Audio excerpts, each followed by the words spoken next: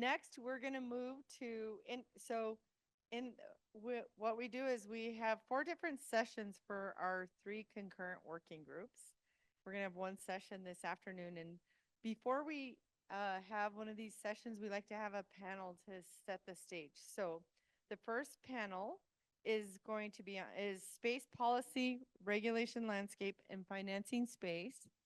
Bryce Kennedy is leading the panel, and joined by Erin Vaughan from AFRL, Omar Pimentel from DIU, and Bruce Cahan from Urban Logic, and Namrata Goswami, who you've met earlier.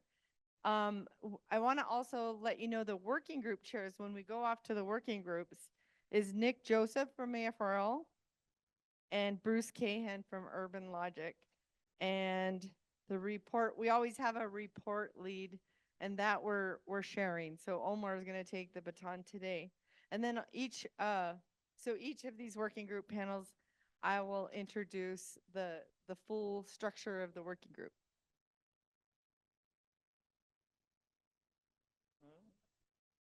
Yeah, well, everyone to stand. Yes.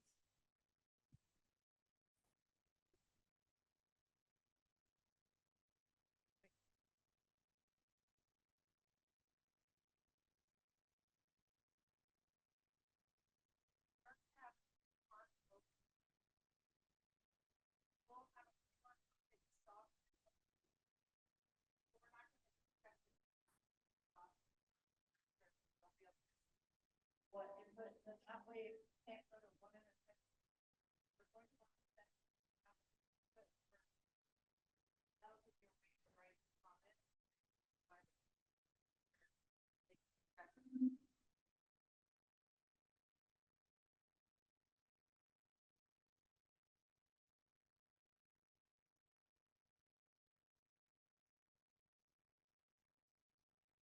Hello. Okay. All right. Well, great to be here. Thanks, everyone, for coming. This is a very near and dear panel to my heart, which I'm very excited about. My name is Bryce Kennedy. I'm president of Association of Commercial Space Professionals. We build regulatory training. Started out as a law firm where we saw a lot of space startups fail because of the regulations, which is nothing new to anyone here. And so we decided to do something about it. We broke off as a nonprofit. I'm now a recovering attorney and leading these trainings, and we focus on really the big 4 or 5 issues where it's export compliance, GovCon, cybersecurity, and licensing. And very distinguished panel here. I'm really excited. What we're going to do is we're going to solve all of the regulatory problems here today. And hopefully actually come up with some really good high-level solutions where we can start moving the needle. The one thing that I'm sure everyone knows is we all know we need to streamline the regs. We all know we need to fix export control. Everyone here is very well versed in this. And so we're going to think, I'm going to challenge the panel to think outside the box today. We had a brief discussion, and I'm really looking forward to seeing how we do that so we can come up with some new solutions. Why don't we start off with introductions with Erin, and then we can just go down the line. Sure. Yeah, I'm Dr. Erin Vaughan. I am from AFRL, Space Vehicles Directorate. I'm actually in the nuclear deterrence operations field. So we are sort of tangentially associated with space in the sense that we're interested in the reentry portion from space, which has a significant regulatory issue associated with it. If anyone's been following anything recent in the news regarding the VARTA reentry situation, that's what we've been involved with, and definitely an issue or problem that we are very interested in solving on the very near term.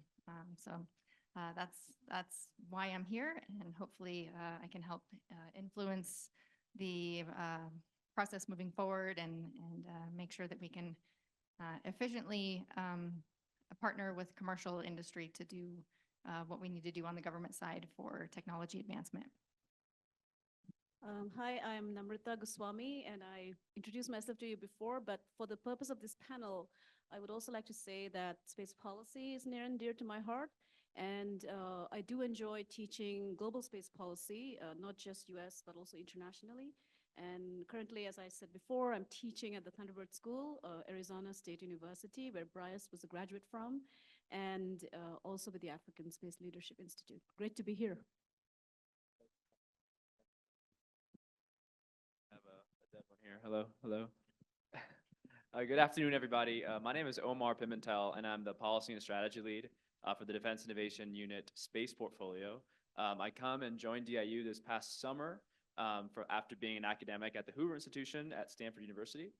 Very excited to be on this distinguished panel.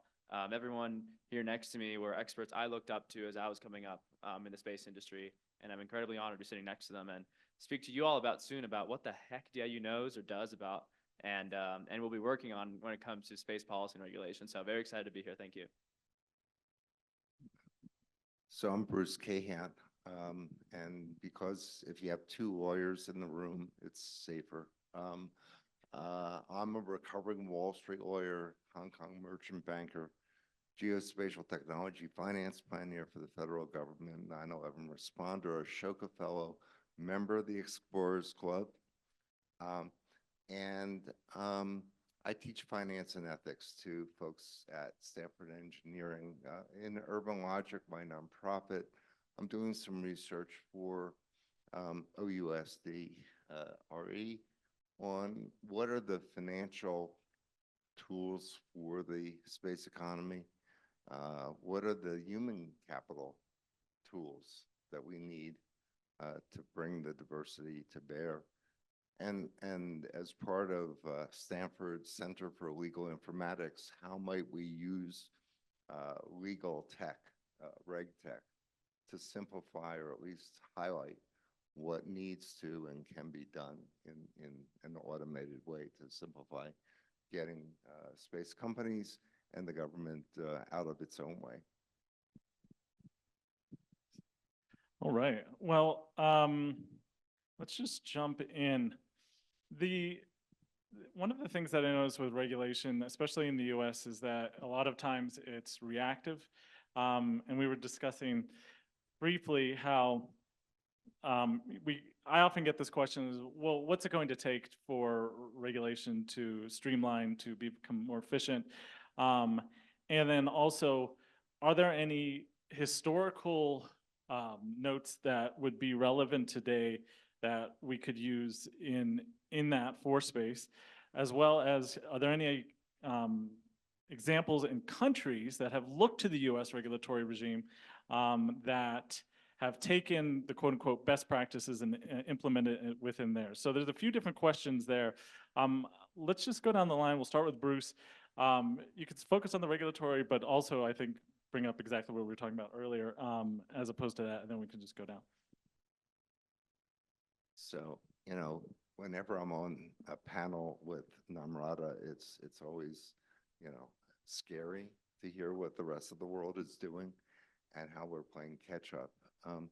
But in fact, we are. And to do that, you would want to see, maybe we talked about a Venn diagram earlier, what are the regulatory hurdles or domains terrestrially that are invoked or will be invoked by space activities. We don't even have a consistent list of the space activities that we want to pursue in our country. So once you figure out the domain of those regulatory bodies, you can start to mine their processes for how to align those. And the processes are actually fairly repeating. There's always an identifier for the company. There's an identifier for the activity of a regulated entity. Increasingly, those activities are expressed in digital form. And so we could think ahead of the curve about licensing holistic sets of activities that will merge together, will have to be interoperable from not only a functional point of view, but a legal licensing point of view. You don't want to be without a license to do the activity that you need to carry on the next activity. many of you know I proposed and designed a space commodities exchange.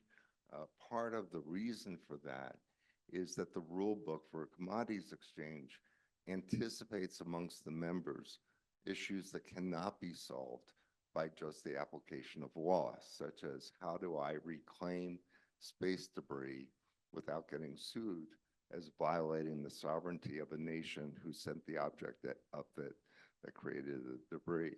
Amongst the members of an exchange, you can agree to do that. We need to look also at some precedents for getting our, excuse the expression on a Wednesday, getting our shit together. We do that when we had COVID. We do that when we had 9/11. We do that when we thought we had a millennium issue of the date change for the 2000s. So why do we have to think that we cannot, as a country, get our industry and our public sectors together on the same page? We can do that. And now with the scare that NAMI gives me, I think we should do that. I got it here. Thanks, Bruce. And you make a really good point on the importance of closing business cases and not just having government run the way that space companies are supposed to, quote unquote, succeed. And an important lesson on this, without having to air a lot of grievances on where we're failing on policy development of the DoD, I think it's important to show just how DIU has evolved and what role we would like to play in the policy ecosystem. So as of last summer, we published our DIU 3.0 strategy. And DIU has become, especially in the media, to those that are extremely familiar with our rise, we've come from being a modest garage band in the middle of the 2010s to being a significantly funded government agency under the Office of the Secretary of Defense. And that brings with it a host of responsibilities and things that we want to be able to do and are going to do. And something really important to point out, and thank you to Colonel Nisley for pointing out the Space Force's commercial strategy, but there's another strategy I liked a little more because it's just 5 pages, and it's the OSD Policy's Commercial Space Integration Strategy. And within that strategy, there's a really good line towards the end of it that gives DIU and a number of other agencies within DoD the mandate to assist commercial companies in clearing regulatory hurdles where national security imperatives exist. That's, I think, where DIU is going to hold on to really tightly and help accomplish our goal, right? And what DIU does is we accelerate the adoption of commercial technology for national security purposes at speed and scale and for strategic effect. And adoption is the important part of that goal and that mission of ours, right? We're not going to procure a technology and create an exquisite product for only our use.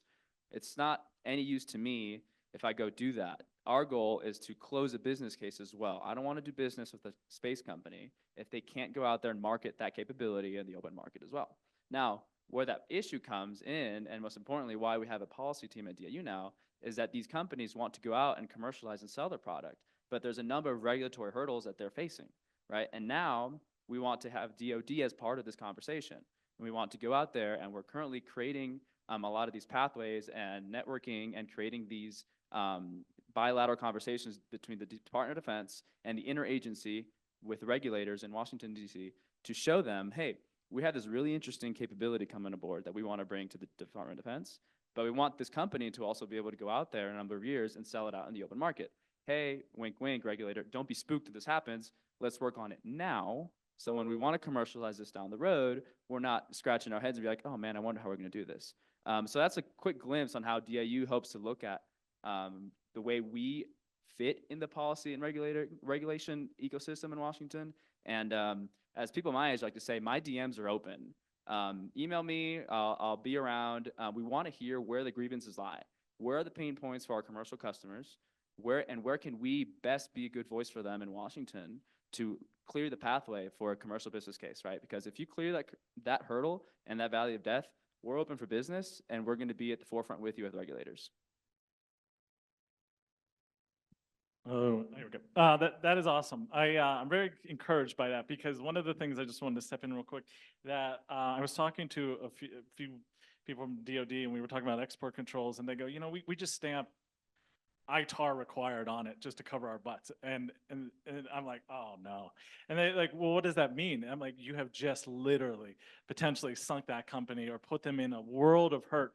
And the fact that you're going out there and you know, going to the Capitol and having these discussions, advocating for both, and I think this is the thing. I don't think anyone's doing this maliciously. It's just an educational aspect to realize when you stamp ITAR on something, the level of bureaucracy that entails and money, and then also the liability is just massive. It's very, very encouraging. A quick note of optimism on that. It did not take a lot for us to go and start meeting with regulators. I have been increasingly optimistic about the way we have been welcomed with open arms by the FAA, by the Office of Space Commerce, by FCC, and especially when that strategy launched, I didn't have to go knocking at any one of those organizations' doors to speak about that line in the strategy. I had all of them reach out to us and say, hey, we saw this in the strategy. How are we going to work together? And I hope that makes everyone optimistic in this room as well.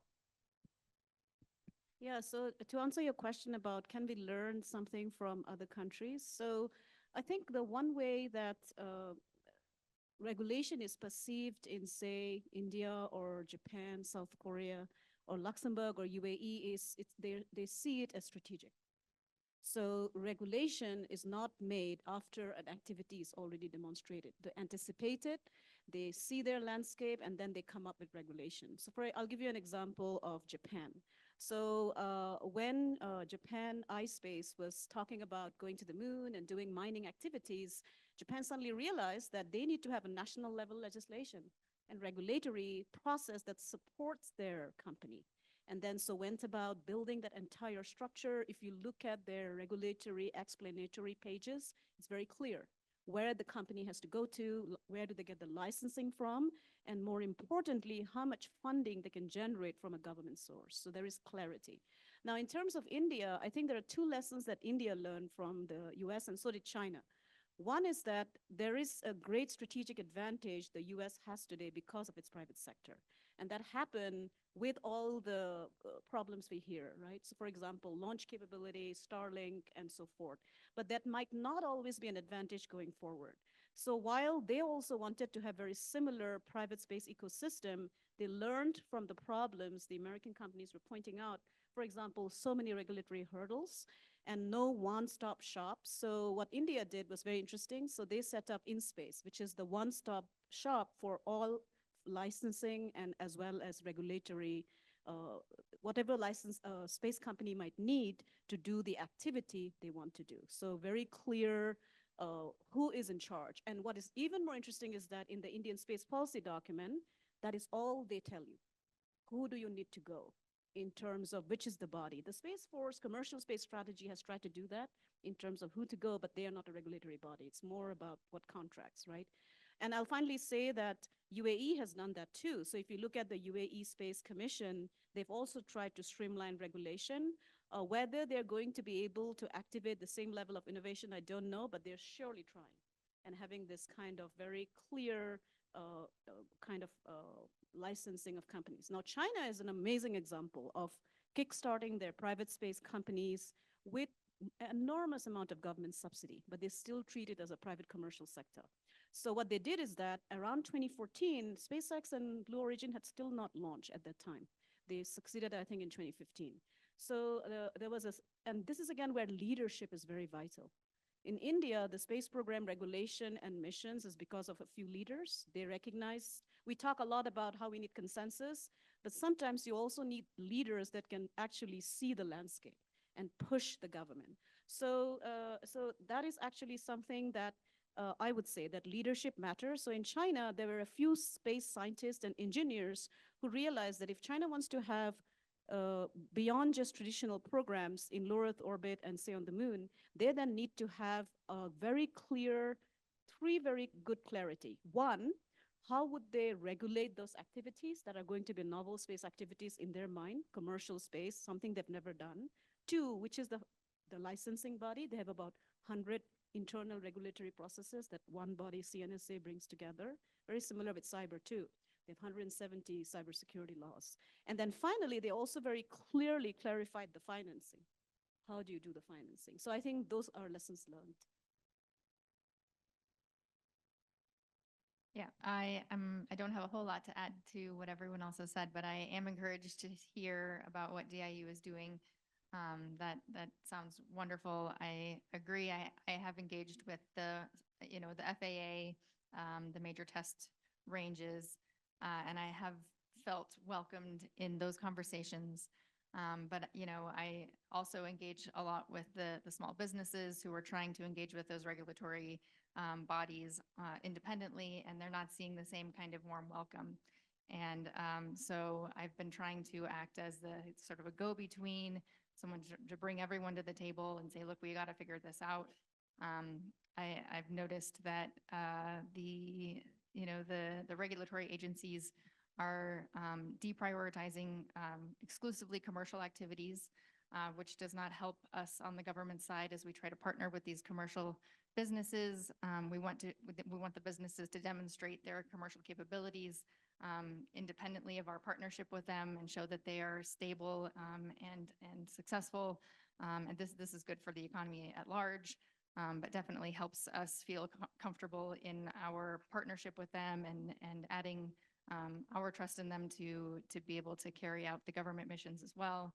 And so I think emphasizing with the regulatory agencies the value of these commercial businesses independent of their government partnerships would be great to see and to allow them to be able to have the successful engagement that we see on the government side. Fantastic, thank you. Bruce, real quick, what would you say if we were talking about the VC kind of mindset? What other innovative financial mechanisms would you suggest that companies begin looking at or towards? So I'm actually researching some of this for the OUS DRE.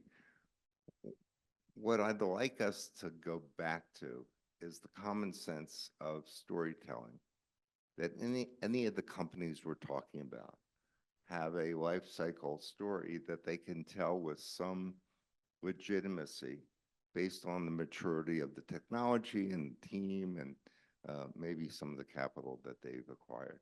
And they can only tell a legitimate story that a particular capital source would want to hear at a given point in time. Obviously, the primes can tell their story to institutional investors, let's say, or sovereign wealth funds. But there's a whole set of readiness level gateways that the story of building a space company involves. It's TRL, it's manufacturing, it's systems readiness, it's investor readiness. Is there a business case, as we hear from others? I propose there's a commoditization readiness level. This is research I've done with Sean Ross at AFRL.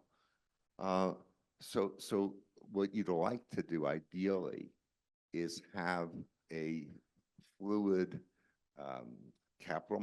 set of capital market options, both in the debt and the equity space, that would match each scale of readiness that someone might get to. You would see that VCs only have a tolerance for certain TRLs, and then they shouldn't be in the picture because the cost of VC money and its likelihood of being there at the next readiness level is minimal. They want their exit. They want to be out of it. Okay, who's going to do that IPO? Who's on the other side of buying that newly publicly owned company? That story has not been told by this industry well. And SPACs for a time were this kind of confetti that people looked at and thought was going to work. It was just confetti. It didn't work. Hiding from the public markets why a company will succeed in its story was not a recipe for success for this industry. So are there space bonds? There could be space bonds. We heard a small example with spaceport bonds. Could there be mezzanine finance? Could there be tax advantaged debt, much as the SBIC program out of SBA? There could be a whole range of financial tools that deal with the 0 to 9 maturity of manufacturing and the other readiness levels. But we're not thinking that way. And then obviously with a commodities exchange, we would see where supply and demand for which commodity, when and where, in what orbit would matter, so that you could predict how much supply, in other words, how much company investment you want to make to give the supply that meets that demand and doesn't overshoot that demand. Because then you end up with white elephant companies that have to be, put through bankruptcy. So the good news is we know this Rubik's Cube in America. We know how to fund a whole variety of maturities of companies. We're just not yet, on it for space. Omar, real quick, for DIU, what are you seeing between public-private partnerships that you're looking towards? How can it be used to optimize investment strategies to support growth? Have you, at this stage of DIU, have you seen a lot of that? So I think something that comes up time and time again on these panels is demand signals. And something that, Bruce, you touched on it a little bit, is that we need to recognize that the age, the size, and the nascence of the space economy right now means that the government is still the anchor tenant, the anchor customer of the majority of what's driving this, right? And being that the reality, there needs to be good communication as into what is wanted by that customer and how we're going to bring that to fruition, right? And that we have a number of mechanisms to develop technology, but we haven't been the best customer at closing that deal and becoming a good customer, right? Which is where DIU hopes to fit in, and close that case to be a good customer, right? So I think it's up to us and a number of other innovation agencies that are experts in bringing this technology to this large customer called the Department of Defense specifically, because there are other customers within the US government, and being a good customer, right? And voicing what is wanted and being at the end of the finish line with holding the bag and saying that this is where we hope to arrive with this technology, right? But time and time again, unfortunately, we've seen that that doesn't come to the end, right? And the valley of death continues to be a buzzword that shows up in every single one of these panels, right? Because at the end of that valley is still the government without the money, right? Oh, we don't have it. Oh, the demand signal wasn't real, or oh, that person running this program isn't there anymore. So yeah, I'll also bow out here as our policy and regulations person and not our commercial business person. But I will say it's important to know what role we play as the Department of Defense, being an important customer, and we need to recognize that and the way we do business. And I don't think that we're there just yet, but we're working on it. Thank you. Namrata, I'm going to pivot real quick to last year's SSIB. There were two things that really struck me, and I'm curious what you think. One of them was the recommendation or suggestion of designating space as, what's it called? Critical infrastructure, thank you.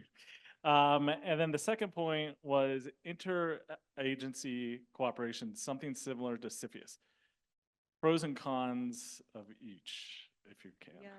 Well, so when and I actually also think space assets should be declared critical infrastructure, because now, as I understand, what is being stated in US policy is that space assets or whatever is in space contributes to critical infrastructure, which is not what space is. So I think, what it implies is that because we hear this word a lot, that space is contested, that our assets are insecure, we need to secure them. So I think when you declare a particular asset a critical infrastructure, at least when I can compare it with other countries, and one country has done that, it means that you are going to make the security of that infrastructure a priority. it sends signal, right? One, it sends signal to a country that might actually want to make that insecure, that no, you're going to take that very seriously. And second, it also means that you're going to put financing and investment to make it secure, so that there are very clear implications from policy and operational side. So China, for example, in 2020, the National Reform Commission declared space assets as critical infrastructure. And they make, and by the way, for them, cybersecurity, cyber is also critical infrastructure, which means that they also explain to you what it means. It means that if you attack a Chinese space system, they will counter. And so it's a very clear signaling, not just to the US, but to other nations as well. So I think it's a good idea because it signals intent, but it also, I would also need to study more what it means in terms of US culture and policy. And I know the Department of Homeland Security has a definition on that. In terms of interagency and how do you bring everything together? We heard this morning that the National Space Council does that in a sense in terms of coordination. But I still hear a lot of dissension, for example, from commercial company. I think there are two different things we are talking about here. One, we are talking about how do we coordinate policy, right, in terms of a very clear strategic signaling as to what the US wants to do in terms of space. Several agencies put out their own policy document. You know, the DoD also has a space policy document, so different intent, different purposes. So probably we need some collaboration between them, which the National Space Council can do. But then the second problem is that, which I hear a lot, is that commercial companies then do not have a very clear idea as to what is required of them. So maybe we need an organization that can put that all together. We are hoping that the Office of Space Commerce does that, but I do hear that there are huge issues of staffing and workforce. How do you actually get that done?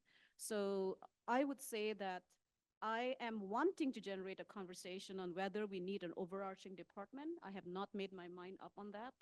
But I mean, someone told me that, yeah, but the US doesn't have domain-specific departments, but actually we do, the Department of the Interior, right? So I'm trying to, I still haven't made up my mind on that, but yeah.